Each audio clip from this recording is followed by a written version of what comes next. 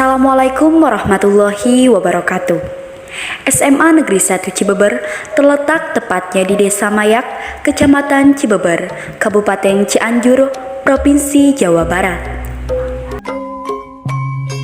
Berdirinya sekolah ini tepat pada tahun 1987. SMA Negeri 1 Cibeber setiap tahunnya terus berkembang pesat, lebih baik dari tahun ke tahunnya. Tidak lupa juga mengukir prestasi baik di tingkat kabupaten, provinsi maupun nasional. Berikut dengan pengajaran dan bimbingan dari para guru yang berkompeten dan berprestasi.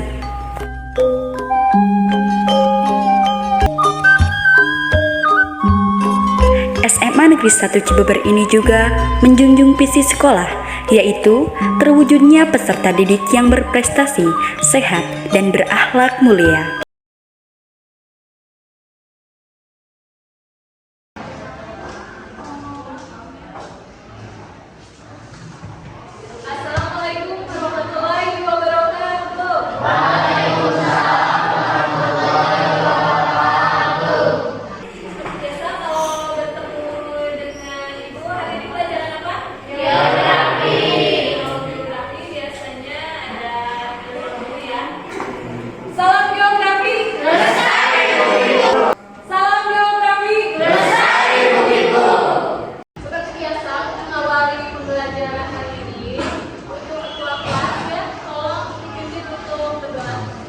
Untuk siap gerak. Sebelum melakukan pembelajaran, alangkah baiknya kita berdoa sesuai keyakinannya masing-masing. Dipersilahkan.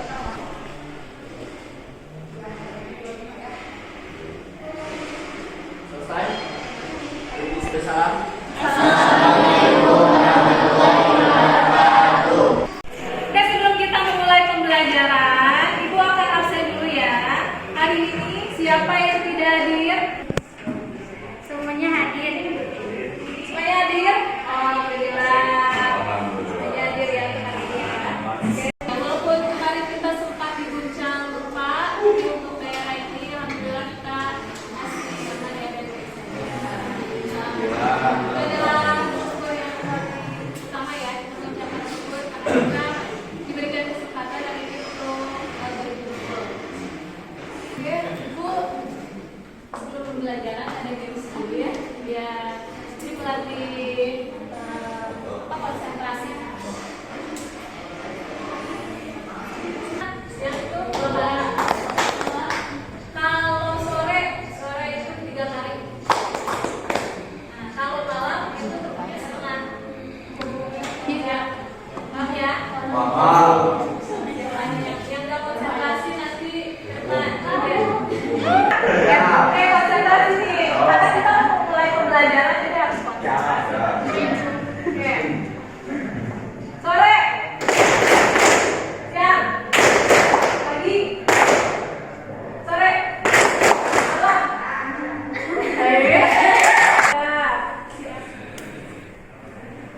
Masih ingat ya pembelajaran kemarin? Itu tentang apa?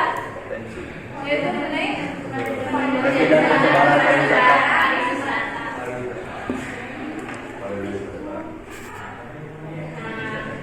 seperti judulnya hari ini, yaitu mengenai potensi dan persebaran pariwisata di Indonesia. Nah, sebelumnya kita sudah belajar mengenai potensi dan persebaran kelautan. Itu yang kan kita bahas mengenai kelautan di Indonesia seperti apa gitu ya.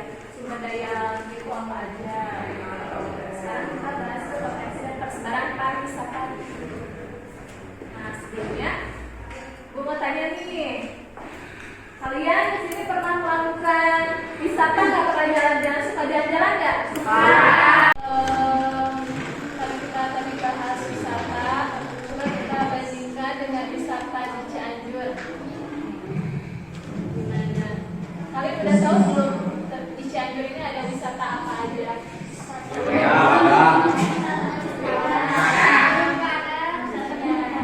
Betul. Nah, tadi yang kalian sebutkan itu kebanyakan wisatanya di luar. Sedangkan di Cianjur kalian belum pernah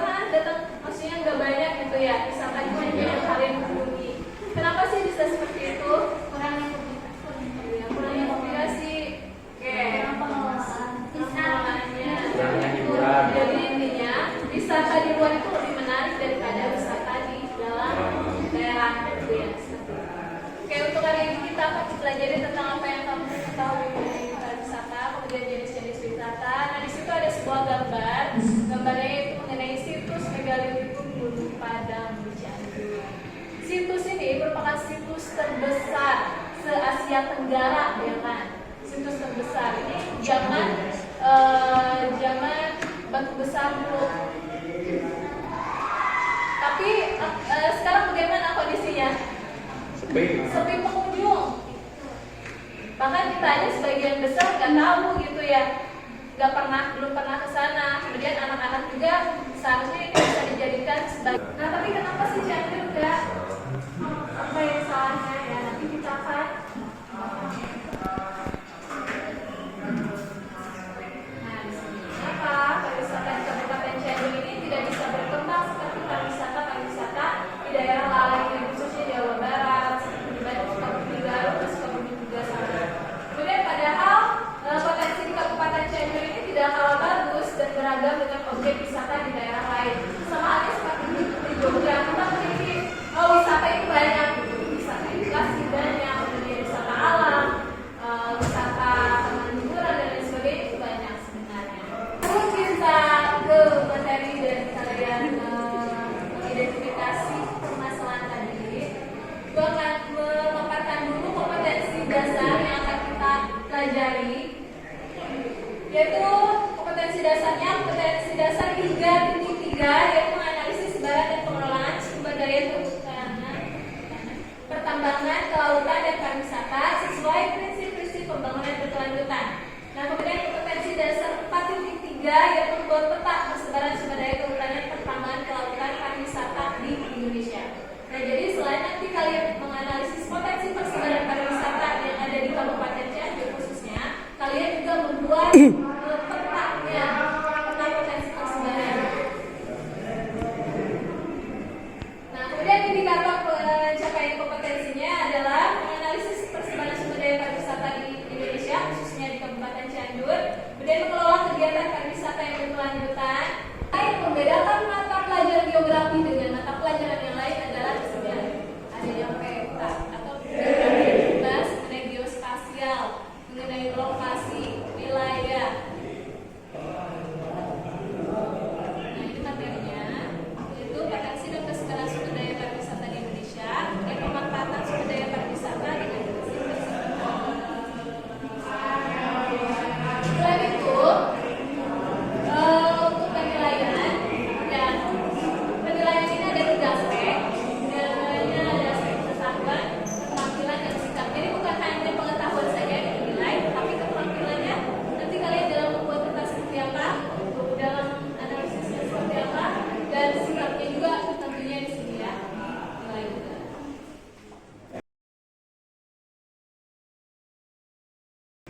Oke, kita langsung ke materi untuk hari ini. Masih tetap fokus ya? Oke, sip. Untuk materinya mengenai potensi dan persebaran pariwisata di Indonesia, yaitu mengenai pengertian pariwisata itu sendiri menurut WTO atau World Tourism Organization. Pariwisata adalah kegiatan manusia yang melakukan perjalanan dan tinggal di daerah tujuan di luar lingkungan kesehariannya. Kemudian kalau menurut Undang-Undang Nomor 9 Tahun 1990 tentang Kepariwisataan, wisata itu adalah kegiatan perjalanan atau sebagian dari kegiatan tersebut yang dilakukan secara sukarela. Menurut objek wisatanya ada objek ciptaan Tuhan, objek hasil karya manusia. Kalau menurut asal pengunjungnya ada wisata lokal, wisata nasional dan internasional.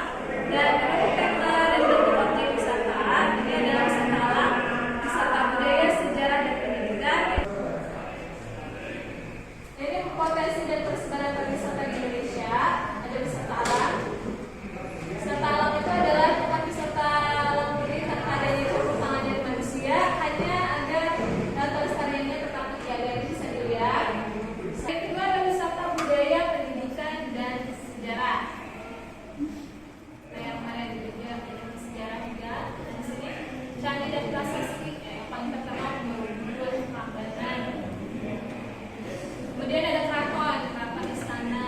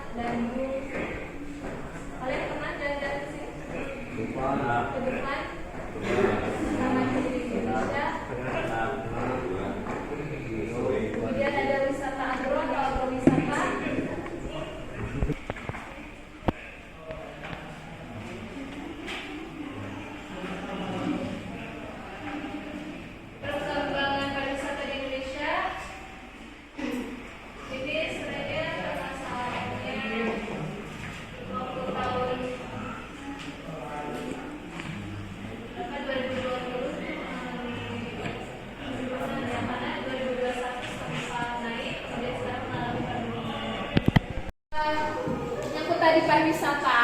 Nah, tadi ya, kenapa pariwisata di Cianjur ini tidak berkembang, kemudian pada potensinya ini tidak kalah bagus. Jadi di sini kalian mengidentifikasi mengenai potensi persebaran pariwisata yang ada di Cianjur itu kira-kira apa aja, kemudian bagaimana pengelolaannya supaya berkelanjutan gitu, tidak hanya ketika ramainya aja, tapi nantinya enggak. Nah, kemudian solusi dari permasalahan tersebut itu seperti apa? Kalian solusinya seperti apa sih kalau misalkan pariwisata kita tidak berkembang? Itu permasalahannya kenapa? Kemudian solusinya seperti apa? Nah, nanti masing-masing kelompok Ibu nanti akan membagi kalian menjadi 6 kelompok sesuai dengan tema tadi, ya ada 6. Nah, masing-masing kelompok mengidentifikasi potensinya berdasarkan judulnya, kemudian pengelolaannya seperti apa dan solusinya seperti apa. Ya, nah itu untuk pembelajaran hari ini. Sudah Ibu bagikan di WhatsApp, ya, di grup WA. Saya sudah dibagi berdasarkan kelompoknya. Silakan sekarang kalian duduk sesuai dengan kelompok masing-masing.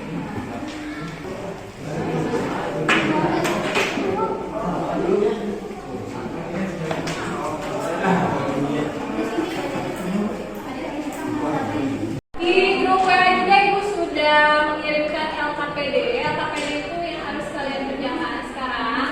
Di LKPD itu ada beberapa kolom di situ ya. Kalian isi kelompoknya kelompok berapa, kemudian namanya siapa aja. Kemudian di tabel ada tabel 1, tugasnya itu kalian isilah tabel di bawah tentang analisis potensi dan persebaran sumber daya pariwisata di Kabupaten Cianjur. Jadi kalian menganalisis potensi wisata sesuai dengan judul ya. Kalian analisis potensinya satu-satu gitu kan, cari potensinya itu apa aja di Kabupaten Cianjur. Kemudian pengelolaan yang berkelanjutannya seperti apa? Itu yang tadi sudah Ibu bilang. Nah, kemudian kalian juga cari solusinya. Kalian nanti solusinya seperti apa? Baik itu mau dengan promosinya seperti apa gitu, nanti kalian presentasikan di depan. Ya. Bisa dipahami? Bisa. Ya, sok buka HP-nya, silakan diisi langsung aja di situ. Waktu 20 menit ya, isinya cukup. Jadi dibagi-bagi, ada yang mengerjakan, ada yang mengerjakan. Ya, tadi Ibu sudah menjelaskan mengenai LKPD yang akan kalian isi. Nah, tapi sebelumnya ini karena itu bukan dengan peta, Ibu akan memberikan informasi dulu caranya untuk membuat peta digital di HP masing-masing.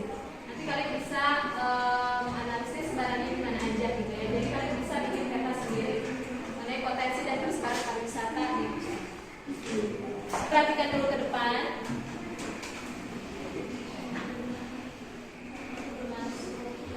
Kita pakai aplikasi Google My Maps.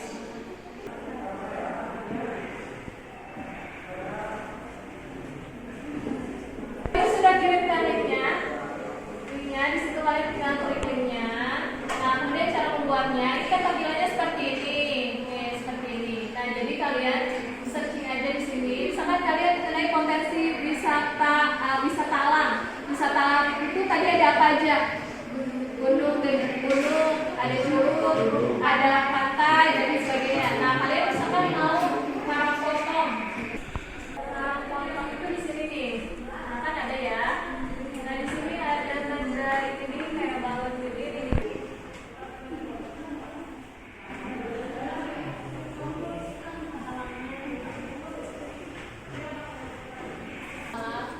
Karangpotong.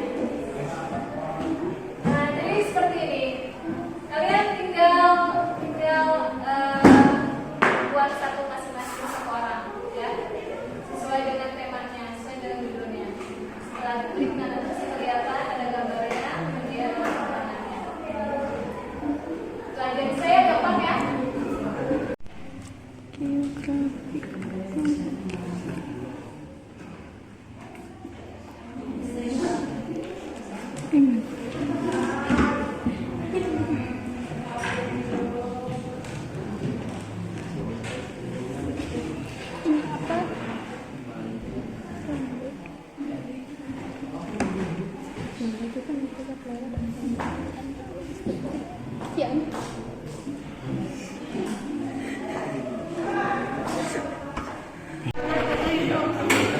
nggak bisa upload foto? Tadi udah di share fotonya. Fotonya udah di share. Tapi nggak bisa. Tadi pakai alamatnya tadi kayak itu ya.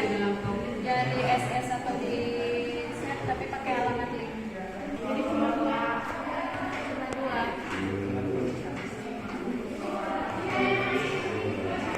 Ini apa wisatanya?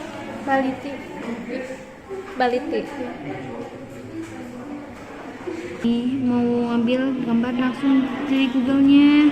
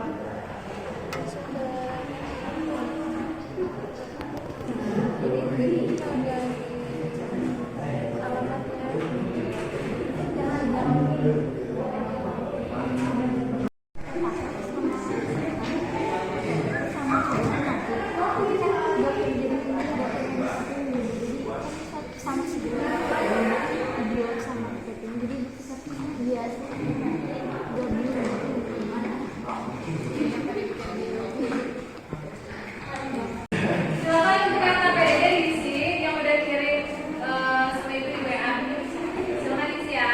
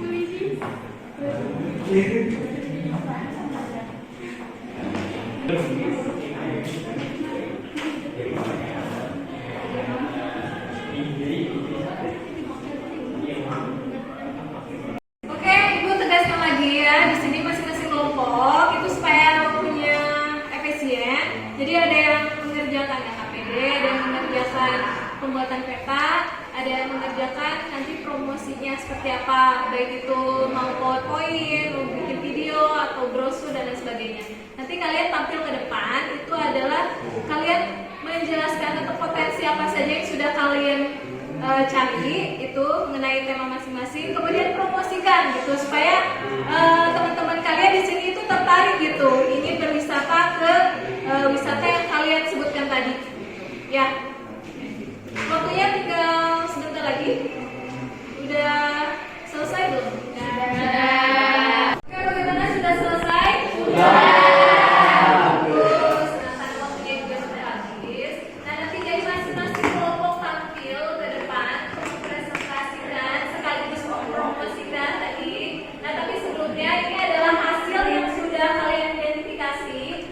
Dari masing-masing judul tema. Nah,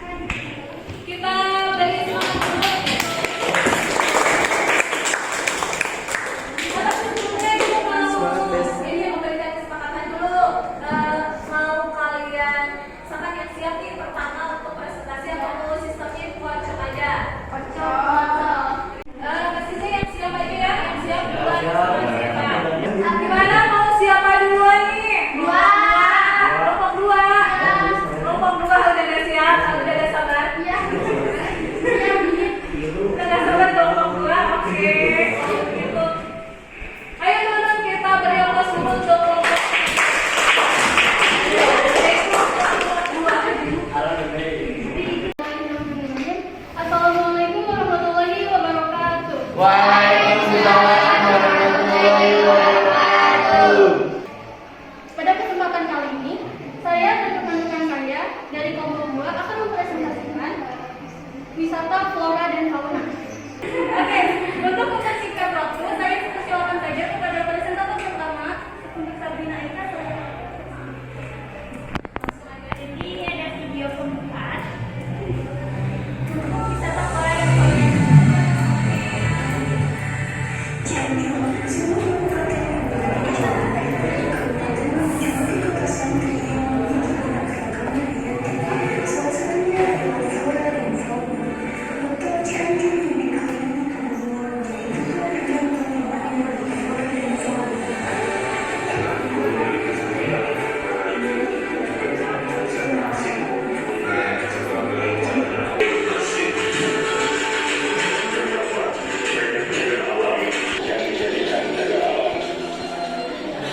Banyak flora kunjung kerja, fasilitas lengkap dan keamanan yang terpercaya menjadikan wisata flora. Oleh karena itu, kami semakin sadar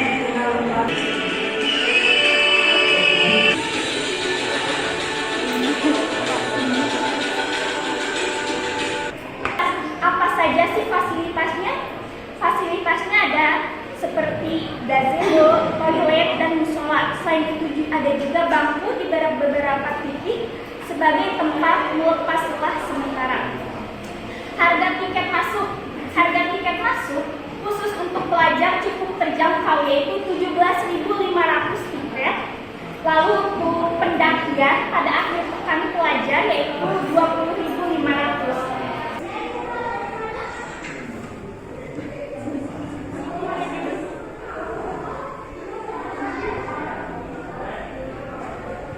Yang kedua ada konservatori Rumah Kaca Cibodas. Rumah Kaca Konservatori di Kebun Raya Cibodas terdapat sebuah koleksi tanaman yang ada di Kebun Raya Cibodas dibagi menjadi dua kelompok, yaitu koleksi yang sifatnya outdoor dan indoor. Yang termasuk koleksi indoor adalah kaktus, anggrek, dan sukulen, dan yang termasuk koleksi outdoor adalah taman sakura, lumut, kebun obat, koleksi paku-pakuan, dan lain-lain.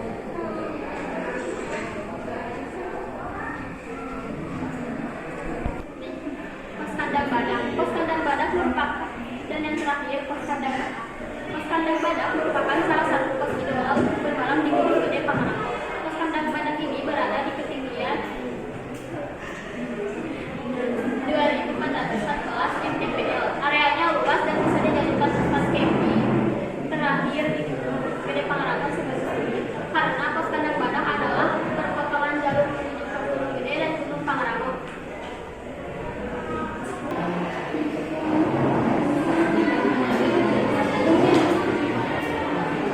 Mungkin itu saja yang dapat kami sampaikan.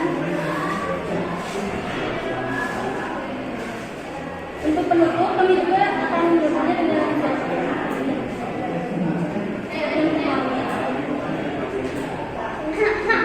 bersama kelompok 2 memajukan wisata flora dan fauna untuk Cianjur yang lebih sejahtera. Terima kasih atas perhatiannya. Wassalamualaikum warahmatullahi wabarakatuh. Waalaikumsalam. Jadi bagus sekali ya promosinya, ada videonya, powerpointnya, dan sebagainya.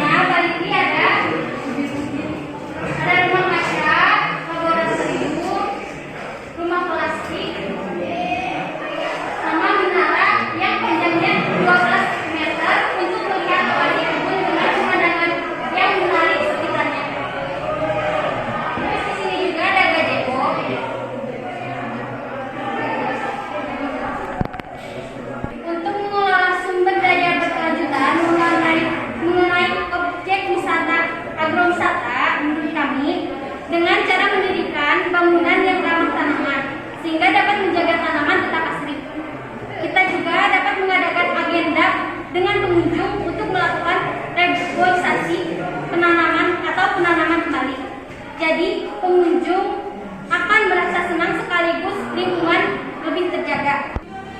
Agar meningkatkan daya beli masyarakat sehingga pendapatan negara meningkat. Dengan cara itu kita ikut andil dalam mengembangkan perekonomian negara. Kami juga punya pantun. Begitu India melipat rata, Indonesia dengan berwisata.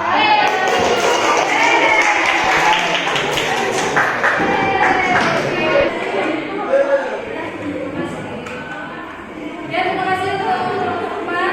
Cukup sekian hasil diskusi dari kami. Mohon maaf apabila ada yang kesalahan. Assalamualaikum warahmatullahi wabarakatuh.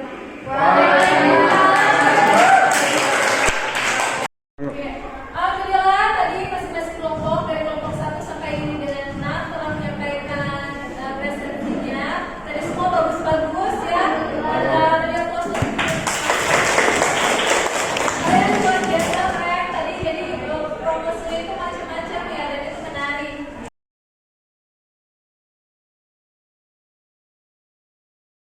Dari pembelajaran kita dari awal sampai dengan akhir, apa yang kamu sukai dari kegiatan ini? Membuat peta. Oke, membuat peta ya. Nah, karena kita belum pernah menggunakan digital ya. Ya, bagaimana perasaannya setelah mengikuti pelajaran hari ini? Happy Bu. Ya. Nah, tadi dari presentasi dari awal kelompok 1 sampai dengan 6. Nah, itu mau tanya aja nih, menurut kalian siapa kelompok berapa yang menurut kalian lebih bagus gitu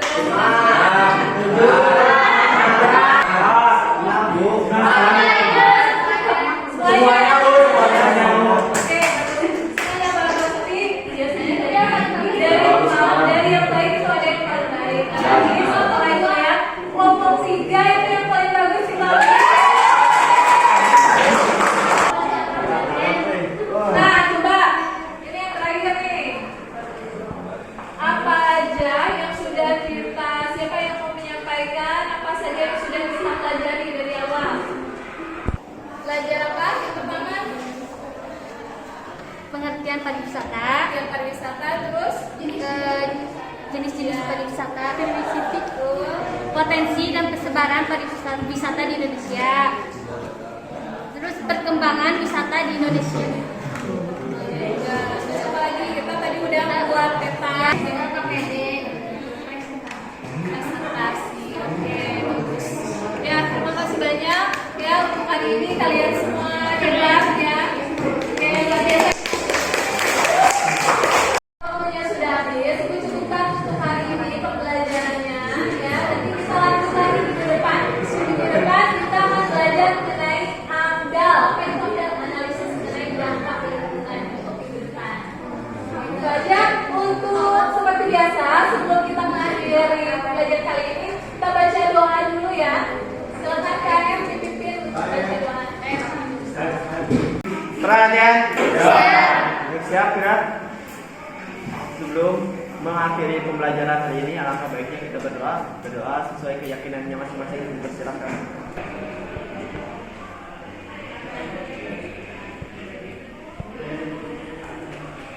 Baik, tulis salam. Salam.